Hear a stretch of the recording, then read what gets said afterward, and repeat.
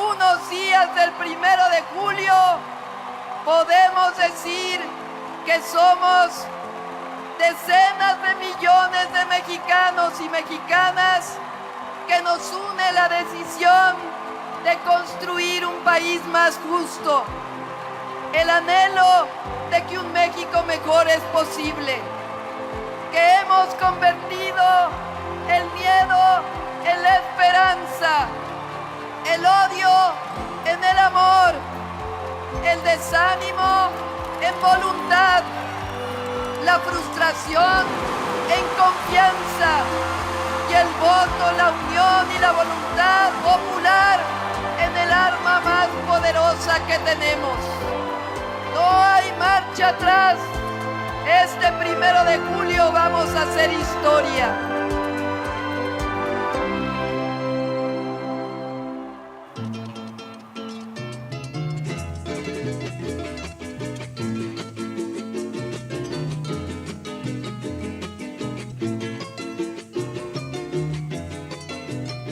Levántate, campesina, anda a correr la sabana, ya canta la guacharaca a las orillas del río.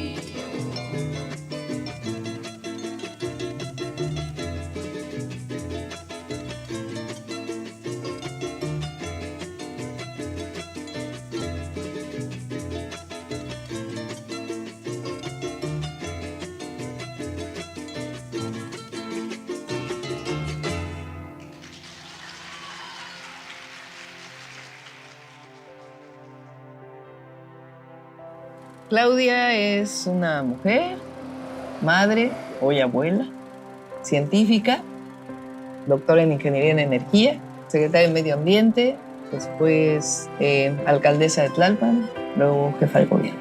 Eso es Claudia.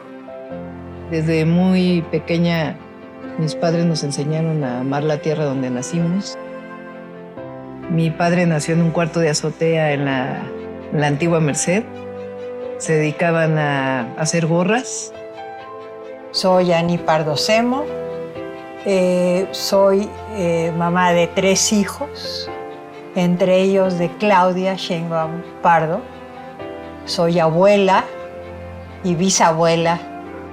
Bueno, mi madre es una gran mamá, primero. Bueno, que fui un poco estricta. Un poquito. Es cierto. Eran las épocas. Sí. Estoy orgullosa de mi madre. El día de hoy se hizo público que es merecedora, a sus 82 años, del Premio Nacional de Ciencia por su investigación en bioquímica, en enfermedades del pulmón y también en investigación sobre envejecimiento, entre otras cosas. De chica también estudié ballet. De los 6 años hasta, pues yo creo que el 2.º año de la facultad. Y ya después que en la facultad, cuando había que escoger entre la física y el ballet, decidí la física y como a los 6 meses entré al equipo de remo de la UNAM, completamente distinto a remar en Cuemanco. Siempre me gustó mucho, pues muy activa desde muy pequeña. Soy hija del 68, porque mis padres participaron en el movimiento estudiantil. Yo tenía 6 años cuando fue la masacre en Tlatelolco del 2 de octubre. Y en ese movimiento mi madre participó ya como maestra, entonces era maestra del Politécnico. Entonces esa dualidad, digamos, entre la política, en hacer política para transformar el mundo y particularmente nuestra realidad, nuestro país, nuestra ciudad, y al mismo tiempo este sentido de académico, científico, pues fue donde yo crecí.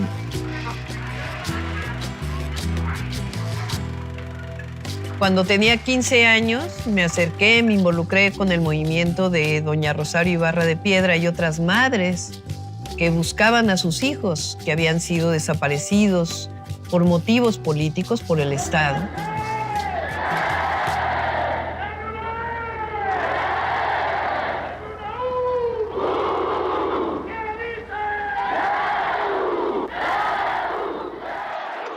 Participé en el movimiento estudiantil de 1986-87, que quizá fue uno de los primeros movimientos estudiantiles que se enfrentaba a las políticas neoliberales.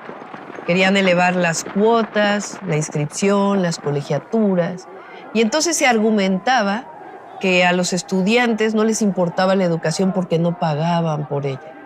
Y el principal elemento de defensa de los estudiantes entonces es que la educación no es una mercancía, la educación es un derecho que está establecido en el tercero constitucional. Creo que las autoridades universitarias nunca esperaron que se fuera a generar un movimiento tan fuerte como el que hubo. ¡No caigamos en provocaciones! En tercer lugar, pido a los compañeros del CEU que están en esta ala que abran una valla para el momento en que tengan que pasar los compañeros de la comisión. Y después el 88, que fue la ruptura del PRI, la corriente democrática encabezada entonces por el ingeniero Cárdenas, Muñoz Ledo, Ifigenia, y que después pues se creó un movimiento muy grande y ahí desde la universidad participamos nosotros.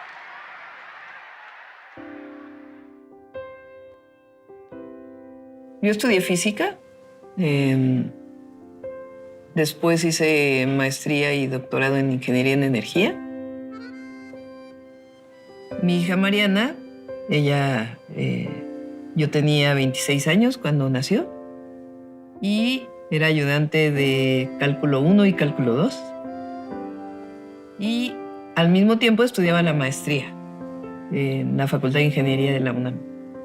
Entonces, cuando nació Mariana, entró a la guardería del Seguro Social a los 4 meses Mariana. Rodrigo iba a la escuela. Entonces, pues la dejaba en la guardería, estaba en Tlalpan. De ahí me iba a dar clases. Regresaba de dar clases, la recogía, me regresaba a casa de mi madre, terminaba la tesis de licenciatura y después 2 tardes a la semana iba a tomar clases a la maestría.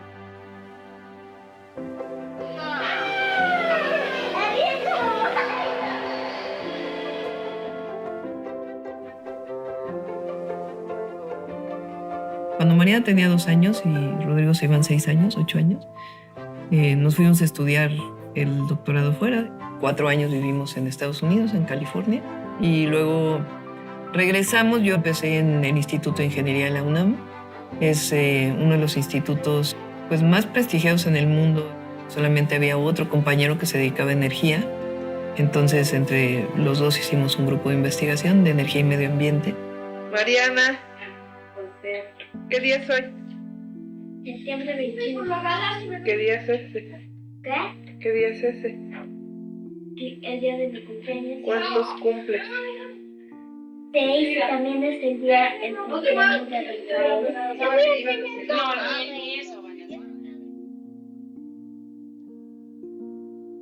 Trabajaba en el Instituto de Ingeniería, pero no nos alcanzaba el dinero y yo conseguí una asesoría en la Comisión Nacional para el Ahorro de Energía. Entonces en las mañanas pues iba a trabajar, recogía a Mariana y los dejaba en la casa de mi mamá. Me iba en la tarde a trabajar, regresaba y luego pues los recogía y luego había que ir a la casa que quedaba pues en San Andrés Totoltepec, casi en el Ajusco, ¿no? Y pues como es la vida académica, que es dar clases, investigar, publicar, la angustia sobre todo de recoger a tiempo a los hijos de la escuela, ¿no? Esa angustia permanente, había tráfico, ya se había hecho tarde, y eso que yo tenía un Volkswagen. Entonces, pues así transcurre la vida de las mujeres.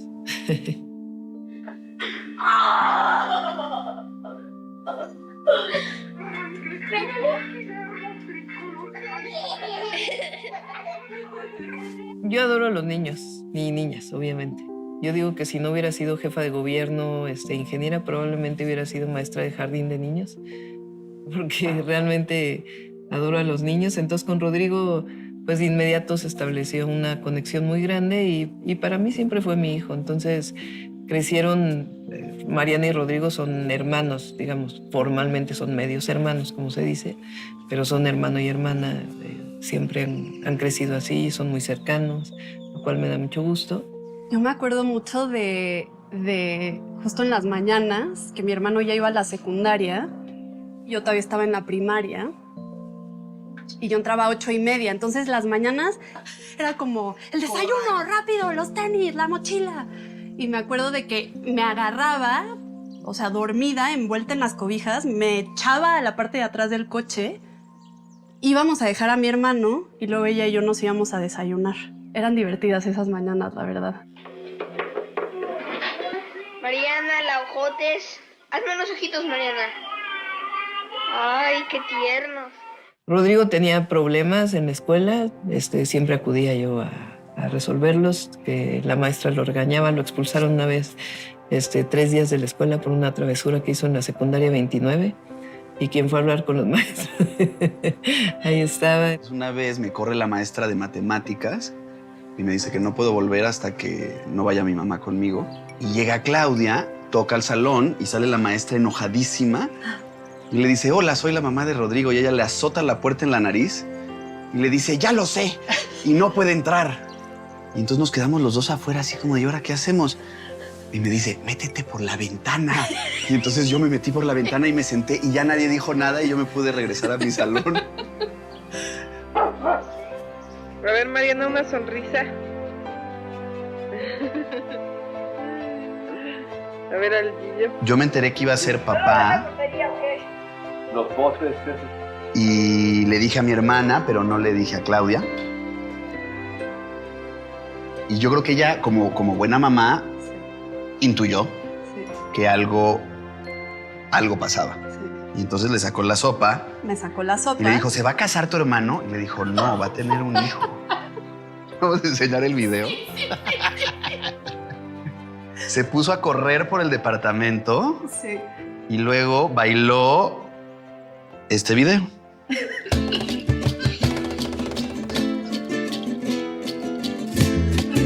Genial.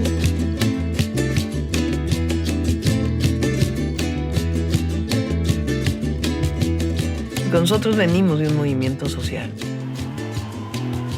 Yo no llegué a la jefatura de gobierno solo mi persona. Yo soy parte de un movimiento social histórico y el movimiento pues, que representa Andrés Manuel López Obrador y millones de mexicanos que estuvimos ahí. Bueno, yo lo conocía como dirigente social, ¿no? Como cualquier persona. Cuando los éxodos de Tabasco a la ciudad, pues íbamos a solidarizar, ¿no? Yo creo que ahí fue la primera vez que lo vi físicamente. La primera vez que lo conocí de más cerca fue una vez que se hizo una reunión en mi casa, donde fue él, que es cuando, como una semana después de que se había anunciado que él iba a ser el candidato como jefe de gobierno de la ciudad. Y hubo una reunión ahí en mi casa. Había mucha gente. Y ahí lo conocí por primera vez, pues ya más cerca. No sé si él lo recuerda, por cierto, pero lo voy a recordar. Y después, cuando ya gana la jefatura de gobierno, me habla Pepe Barberán un día y me dice, oye, quiero verte. Dice López Obrador que si quiere ser secretaria de Medio Ambiente. ¿Cómo ves? Me dice, porque si dices que sí, pues ya te va a hablar él. Y entonces me llamó él y me dijo, vamos a vernos. Y lo vi en el Sambors de San Ángel. Y ahí me dijo, ¿cómo ves la secretaria de Medio Ambiente? Y dije, sí. Me dijo, yo lo que quiero es que disminuya la contaminación de la ciudad. ¿Sabes cómo hacer eso? Pues le dije, creo que sí, con un equipo. Y ya, a partir de ahí fue que me incorporé al gobierno. Y de ahí pues establecimos una relación, pues yo creo que de mucha confianza y trabajo. Él tiene la idea del segundo piso de Periférico. Bueno, que platica con un grupo de ingenieros y toma la decisión de que es una obra que es importante hacer. Reúne al gabinete y nos dice, pues, vamos a hacer un segundo piso en periférico, necesito de su apoyo. Y entonces yo ahí levanté la mano y dije, bueno, yo creo que ya está tomada la decisión, pues hay que hacerla científicamente. Hay que hacer un modelo para, no solo en términos estructurales, que finalmente pues ahí el ingeniero Cerur y el ingeniero Riobo pues tenían el conocimiento, sino a mí lo que me apuraba era el trazo, dónde iban a estar las bajadas, dónde las subidas, si eso iba a impactar en el tráfico, el tema ambiental. Entonces, pues de ahí yo creo que dijo, pues a esta mujer yo creo que la voy a involucrar en el proyecto, aunque sea secretaria de Medio Ambiente. Y entonces me llamó un día y me dijo, vamos a hacer un área especial para el segundo piso y quisiera que la coordinaras. Entonces dije, bueno, pero yo quiero seguir siendo secretaria de Medio Ambiente. Me dijo, pues con las dos tareas. Él es un hombre muy trabajador y razonablemente pide que todos los que colaboramos con él pues seamos también muy trabajadores. Entonces, cuando estaba construyendo el segundo piso, él salía de la oficina y pasaba por el segundo piso, ¿no? Entonces nosotros ya sabíamos a qué horas iba a pasar por ahí más o menos. Y entonces decía, pues voy para allá, nos avisaban y ya lo recibíamos y preguntaban, ¿qué se va a hacer esta noche? Ah, pues se va a montar esta trave, se tiene que producir esta trave, tenemos que hacer esto y esto y esto. Ah, muy bien. Paso a las 5 de la mañana.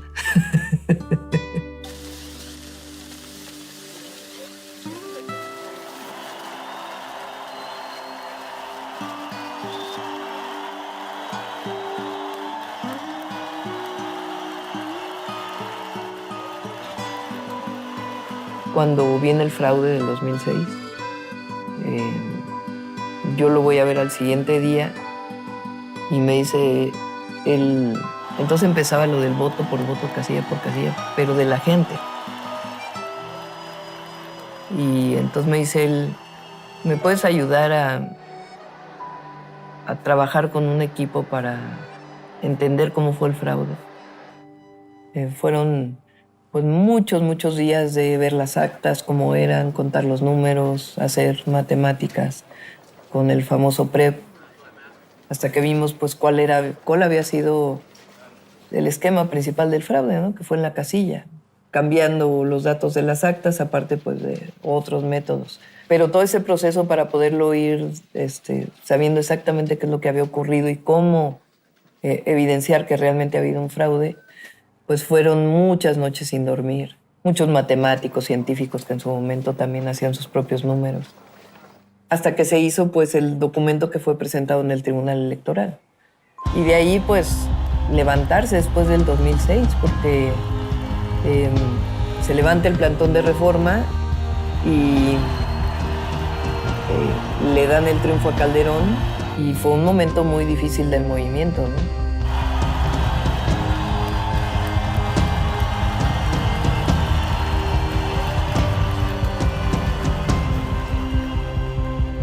Cuando salgo del gobierno y me voy de vocera del entonces candidato Andrés Manuel López Obrador, hablo con el entonces rector de la UNAM, Juan Ramón de la Fuente, y porque yo tenía un permiso de la UNAM, porque yo seguía haciendo se dedicaba un tiempo a la investigación y todavía tenía alumnos haciendo tesis mientras fui secretaria. Entonces fue que regresé a la UNAM formalmente a retomar mis actividades como académica. Y fue difícil, porque fue un cambio de vida y además después de todo lo que habíamos vivido, ¿no? Entonces ahí decidí hacer un libro que se llama La situación ambiental de la Ciudad de México. Y fue que al hacer el libro que me fui involucrando nuevamente pues, en el trabajo académico, ¿no? Pero al mismo tiempo pues seguía cerca de Andrés Manuel López Obrador.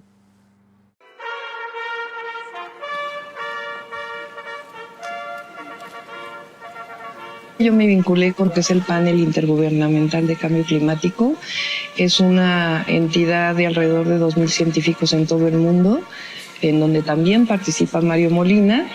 que está ligado a la Organización de Naciones Unidas y es el panel de científicos que estudia los temas de cambio climático.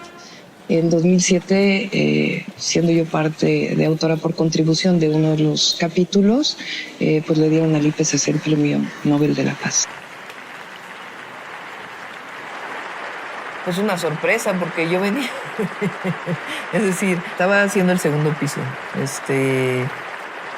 Pues obviamente uno siempre es madre y las tareas de la casa. Era secretaria del Medio Ambiente y aparte pues las tareas académicas, ¿no? Y ser parte del panel. Entonces me costó mucho trabajo seguir siendo y pues finalmente cuando sale el premio Nobel pues dije qué bueno que no dejé. Cuando viene el 2012, después de la compra del voto, en fin, él le escucha mucho, ¿no? Y dice, la gente está diciendo que formemos un partido, ¿por qué no lo ponemos a votación? Y entonces a mí me tocó en el 2012 7 distritos de Puebla trabajarlos. Entonces después de eso nos fuimos a esos distritos electorales a hacer asambleas, a preguntarle a la gente si qué querían, si que Morena, que ya era una asociación civil, se convirtiera en partido o siguiera siendo movimiento social. Y la gente, 98% votó partido político. Y entonces de ahí hubo un grupo como de, pues no sé, unas 5 o 6 personas que nos reunió el hoy presidente López Obrador y nos dijo, pues, ¿cómo ven si redactamos la declaración de principios, los estatutos, para ponerlos a votación en su momento, ¿no? Entonces, pues ahí a mí me tocó escribir la declaración de principios. Iniciamos tocando casa por casa. Venimos de parte del licenciado López Obrador. Adelante. Oiga, usted sabe que López Obrador ya no está en el PRD, que ahora está en otro partido político, se llama Morena. Pues no sabía. Así. Presentarme, pues me llamo Claudia Sheinbaum, mucho gusto. Soy profesora de la UNAM, pero ahora estamos en Morena y así. Y le dimos como 2 vueltas a la delegación caminando. Y acabamos pues con un movimiento muy, muy grande y ganando la alcaldía.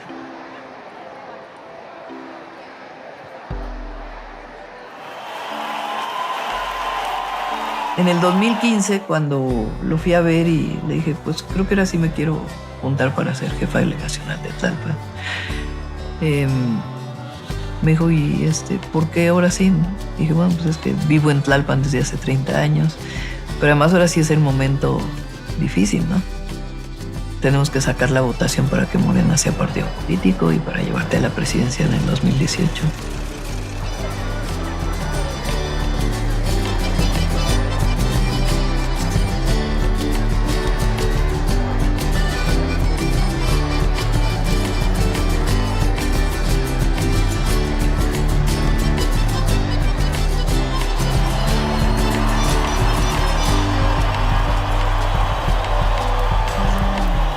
Uno no llega al poder por el poder.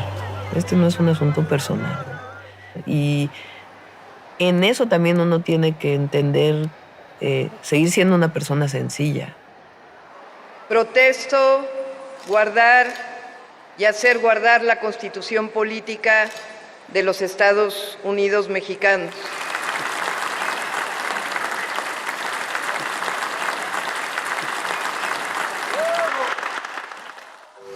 Gobernar es servir a la gente. Y gobernar también es poner en práctica el conocimiento y el plan a partir del cual te eligieron. Y esos compromisos pues tienen que ver con una concepción que tú tienes de igualdad, de justicia, pero al mismo tiempo de mejora del medio ambiente, de equidad. Gobernar es tomar decisiones. Hay que tomar la decisión y asumir las presiones que se pueden generar a partir de esa decisión que se está tomando. Cuando llegamos al gobierno, Se desató una ola de homicidios tremenda. El promedio de homicidios en aquel entonces estaba sobre 4 homicidios diarios, pero cuando llego, 10 homicidios. Una guerra ahí entre lo que eran los cárteles que operaban en la ciudad y desde mi punto de vista, pues el rompimiento de una serie de acuerdos que se tenían previamente. Y de ahí viene una investigación muy fuerte a los mandos policiales. Nosotros tenemos 100 policías en la cárcel y muchos de ellos mandos, porque encontramos que había colusión con la delincuencia. Entonces no se establecen relaciones de complicidad con nadie.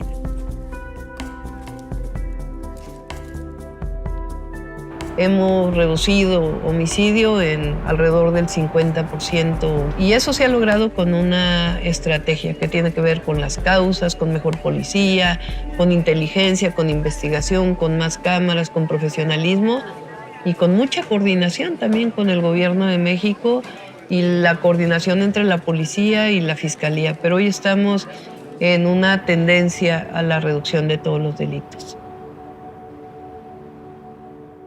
Yo siempre he creído que el Estado tiene un papel fundamental en los grandes derechos. El gran problema del neoliberalismo es que convirtió derechos en mercancías, derechos en privilegios. Se pierde la posibilidad de salir adelante como sociedad, porque entonces solamente el que tiene recursos económicos lo puede hacer. Y parece que es un asunto de meritocracia, de si no tienes el mérito personal no puedes llegar a ser una u otra persona, cuando en realidad el Estado tiene la obligación de brindar educación pública, salud pública, y la educación pública debe ser la mejor de todas. Entonces hay que invertir en educación pública y la educación pública también tiene que tener una visión en el sentido de la formación de personas. Cuando llegamos al gobierno había una beca que se llamaba Niños Talento, que solamente le daba un poco de recurso, una beca a quien tenía 9 y 10 de promedio. En la idea de que pues, un niño o una niña era un incentivo, digamos, para tener una buena calificación. Y la verdad es que eso generó muchas diferencias en el entorno escolar. Porque una calificación no necesariamente, primero, no define el talento de un niño o una niña. Y una familia que no tiene recursos económicos, que no desayunó el niño en la mañana o la niña en la mañana, pues probablemente no pueda tener la misma capacidad de aprendizaje que alguien de otro nivel. Entonces lo que generas pues son grandes diferencias y una meritocracia desde el primer año de primaria, ¿no?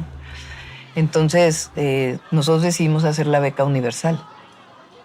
Nosotros creamos 2 universidades, la Rosario Castellanos y la Universidad de la Salud.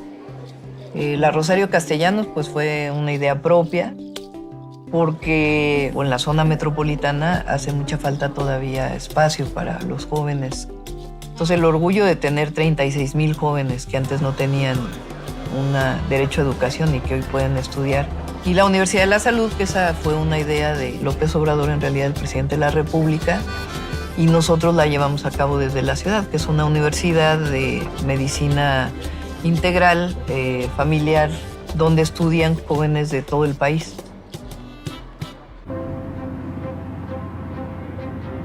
Bueno, es Jesús Tarriba, mi pareja. Hola. Fuimos novios en la facultad, después dejamos de ser novios, cada quien hicimos nuestra vida y nos encontramos hace 6 años. Sí, 2010, finales de 2016. Ajá. Finales. Él también estudió física, pero él es doctor en física y yo soy doctora en ingeniería. Justo se acababa de divorciar, yo también. Y nos contactamos por Facebook. Y él también había dejado de trabajar allá y nos reencontramos, ¿no? Me dijiste, búscate chamba si te quieres venir. Me moví para buscar chamba.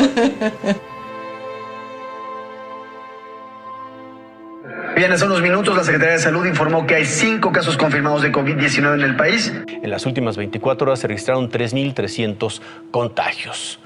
Toda la pandemia fue un momento de mucha tensión. Pedimos que junto con el gobierno federal, que el oxígeno que se destinaba a la industria se destinara para la atención a los enfermos. Fue un momento muy complejo. Cerca de Navidad o en Navidad, me llama por teléfono el director del C5 y me dice, tenemos una cola muy larga de ambulancias y no sé en este momento qué hacer, necesito que me ayudes. En ese momento me fui al C5, llamé al IMSS, al director del IMSS, le dije, mándame gente, llamé al secretario de la Defensa Nacional, al secretario de la Marina, al ISSSTE, todas las ambulancias privadas que hubiera. De plano me puse a llamar por teléfono a las personas que llevaban más tiempo esperando ambulancias. Nunca dije, soy la jefe de gobierno, le estoy hablando, sino hablamos del 911, usted pidió una ambulancia, en qué situación se encuentra su paciente, y una cooperación de todos, pero fueron horas y horas y horas, pues de mucha angustia, pero al mismo tiempo de mucha cooperación. Para mí la vacunación pues era algo importantísimo, ¿no? Entonces, pues sentí que no podía soltarlo, ¿no? Que tenía que diseñarlo y a partir de ahí entonces ya después otro equipo empezó a llevarlo a cabo. Es un cálculo de decir, a ver, cuánta gente se va a vacunar, dónde viven, cuántas vacunas tenemos, cuántos macrocentros de vacunación necesitamos, cuánta gente de apoyo necesitamos, de dónde va a venir esa gente, cuántas vacunas por minuto se pueden hacer, cuántos números de enfermeras, de médicos necesitamos en el lugar, qué infraestructura se requiere. Y pues eso requiere un espacio de planeación, de diseño, cuántos recursos económicos. Fue un momento difícil, pero pues atender, hay que enfrentar los problemas poniéndote en los zapatos del que sufre, ¿no?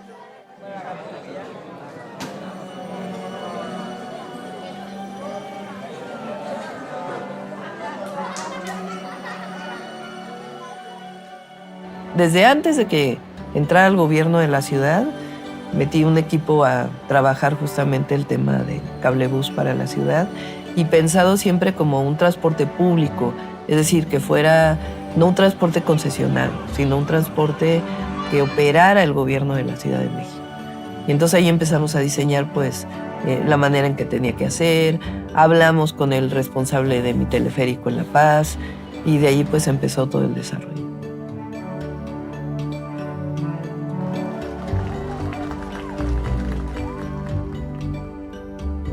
Algo que soñaste, que diseñaste, que siempre pensaste que se debería hacer.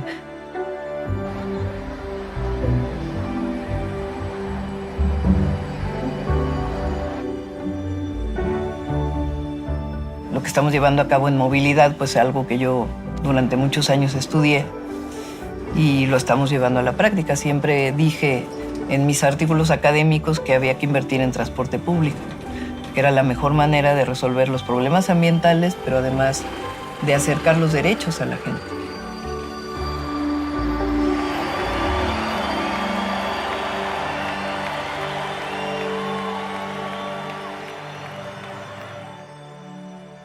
Cuando llegamos, pues evidentemente ya habían pasado muchos años de las primeras líneas del metro y decidimos hacer una nueva línea 1 del metro. ¿Qué quiere decir eso? Pues sacar todo lo que estaba en el cajón, arreglar el cajón y poner todo nuevo y comprar 29 trenes. Pues hemos hecho 2 cablebuses, 500 trolebuses, un trolebús elevado de 8 kilómetros, que es único en el mundo. Pues lo que va a hacer es atender el transporte público, que es indispensable para cualquier ciudad, pero además atiende a quien menos tiene. Entonces, si hace realidad el por el bien de todos, primero los pobres. Y en México hablamos de la revolución de las conciencias. Y el presidente López Obrador dice algo que yo creo que es cierto. En México ha cambiado mucho la mentalidad del pueblo, porque durante años nos tragamos la historia del neoliberalismo, de que los gobiernos no tenían por qué participar en nada, ni en la educación, ni en la salud, y que eso era un asunto del mercado. Nos tragamos la idea de que todo era un asunto de meritocracia y esfuerzo propio. y no de generación de las condiciones para permitir los grandes derechos. Y eso está cambiando, porque finalmente el neoliberalismo fracasó, por lo menos en América Latina, porque generó más desigualdad, generó más pobreza. Y es cierto, el de arriba tiene que saber que mientras persistan las desigualdades va a haber violencia. Y en el caso de las mujeres es igual. En el caso de los grandes derechos de las mujeres es lo mismo. No porque haya un movimiento conservador que esté en contra de los derechos de las mujeres, nosotros nos vamos a callar. Al contrario, hay que decirle a las jóvenes, sigan luchando, qué bueno. Porque nunca más calladita te ves más bonita, nunca más. Y falta hacer muchas más cosas, pero que las jóvenes, que las niñas, que las mujeres sepan que hay un gobierno que no las deja solas. Yo veo a las niñas como me miran. Que me han dicho, yo quiero ser de grande jefa de gobierno. Ver una mujer jefa de gobierno, gobernadora. Hoy somos 9 gobernadoras mujeres en el país. Y yo creo que eso hace que las niñas pues, se les abra un panorama que probablemente antes no tenían.